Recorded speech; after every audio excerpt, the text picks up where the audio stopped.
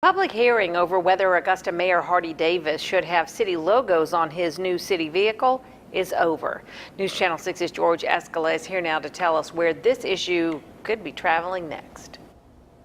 Outside of law enforcement, state law requires government vehicles to be decaled. Local governments can exempt a vehicle, but first that requires a public hearing.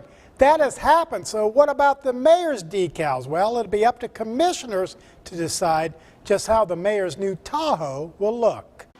The Augusta City logo is still a go on the mayor's new SUV. It's up to the commission now. We did what the law said we needed to do, and so we done that. It's not about putting it on now, taking it off.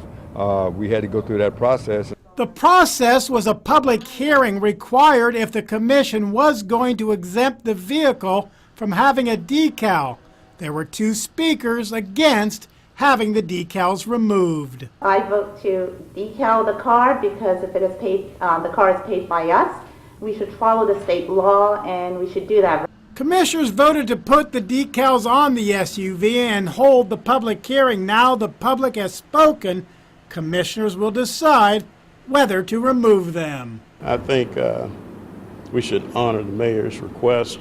I do think after this we should take the decal off. The people wanted on the decal.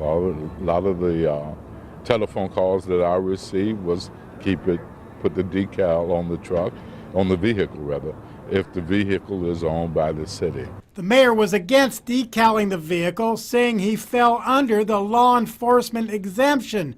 City Attorney Andrew McKenzie backed that position, angering some commissioners, and he resigned under pressure, turning the issue into the decal debacle. This is one of those simple things, George, that we should have handled, and it shouldn't have been as much hoopla about it as it was. I would have put the decal on the vehicle and went on about my business, but that's me.